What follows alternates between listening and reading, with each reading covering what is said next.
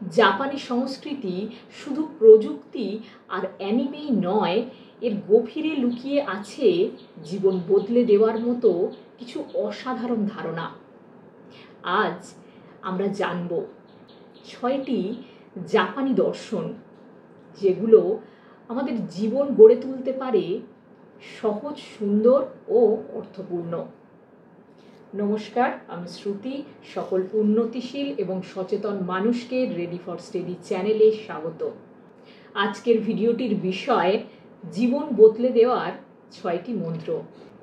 Japan শুধু সুজি আর সুমোর জন্য বিখ্যাত নয়, এর গভীরে লুকিয়ে আছে জীবনকে সাজানোর 6টি সোনালী নিয়ম।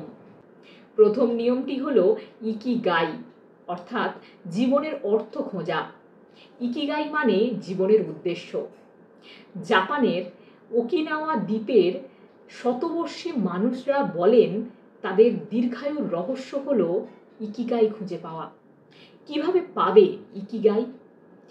যা আমাদের ভালো লাগে, অর্থাৎ আনন্দ; যা আমরা ভালো পারি, অর্থাৎ সুকৌশল; যা দিয়ে টাকা আয় হয়, অর্থাৎ পেশা; যা বিশ্বের প্রয়োজন, সেবা। এই 4টির মিলনই হলো আমাদের ইকিগাই। জীবনটাকে পারপাস দিয়ে সাজাও, যা করতে ঘন্টার পর ঘন্টা সময় দিতে পারবে, যা দেখলে মানুষ বলে, ওয়াও, এটা তুমি পারো; যে কাজে টাকা দিলেও করতে। দ্বিতীয় নিয়মটি হলো কাইজেন, অর্থাৎ ছোট পরিবর্তনের মহাশক্তি। কাইজেন মানে অবিরাম উন্নতি। জাপানি শিল্প বিপ্লবের মূল মন্ত্র হলো প্রতিদিন 1% উন্নতি করা। কিভাবে প্রয়োগ করবে? ছোট লক্ষ্য রাখো, প্রতিদিন 10 মিনিট করে বই পড়া। ভুল থেকে শেখো, ধৈর্য ধরো। মনে রাখতে হবে, বড় সাফল্য আসে ছোট ছোট ধাপে। তৃতীয় নিয়মটি হলো হারা হাচি বু, অর্থাৎ 80% খেয়ে থামো। ওকিনাওয়ার মানুষরা বলেন পেট 80% ভরলেই খাওয়া বন্ধ করে দাও। এই নিয়ম মেনে তারা সুস্থ ও দীর্ঘজীবী হন। কিভাবে মানবে? ধীরে খাও, পূর্ণতার আগে থামো, বেশি ক্যালোরি এড়িয়ে চলো, অর্থাৎ কম খাও, দীর্ঘদিন বাঁচো। ওকিনাওয়াবাসীরা বলেন পূর্ণ পেট মানেই পয়জন। 80% থামলেই 120 বছর পর্যন্ত বাঁচা যায়। হাঙ্গার স্কেল মেনে চলো। 1 থেকে 3 খিদে পায়নি, 4 থেকে 6 আইডিয়াল, এখানেই থামো। 7 থেকে 10 অতিভোজ, অর্থাৎ কম খাও, দীর্ঘদিন বাঁচো। চতুর্থ নিয়মটি হলো সোশিন, অর্থাৎ নতুন চোখে দেখা। সোশিন মানে শিক্ষার্থীর মন। বিশেষজ্ঞরা যখন কোনো কিছু নতুনভাবে করেন, তখনই আসল সৃষ্টিশীলতার জন্ম নেয়। কিভাবে সোশিন রাখবে? প্রিকনসেপশন ঝেড়ে ফেলো। আগে থেকে ধারণা না করে প্রশ্ন করো। ছোট জিনিসেও বিস্মিত হও।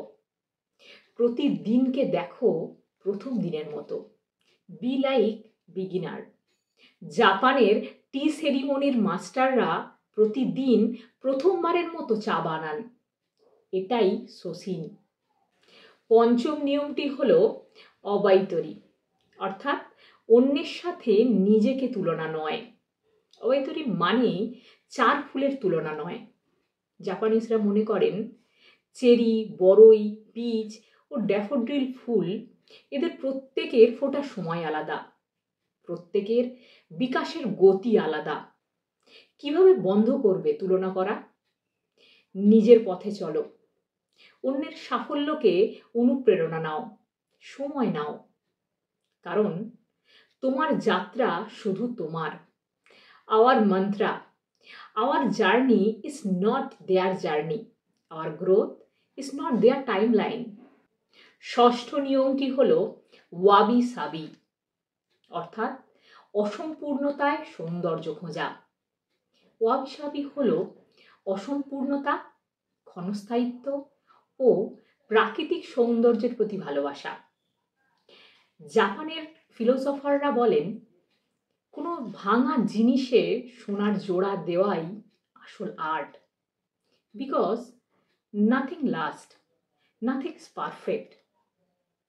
কিভাবে মানবে? ত্রুটিগুলো গ্রহণ করো, সাধারণ জিনিসের মূল্য দাও, মুহূর্তগুলো উপভোগ করো। কারণ জীবন অসম্পূর্ণ, তাই সুন্দর। এই 6টি জাপানি সিক্রেট আমাদের জীবনে ইমপ্লিমেন্ট করতে হলে স্টার্ট স্মল, স্টে কনসিস্টেন্ট।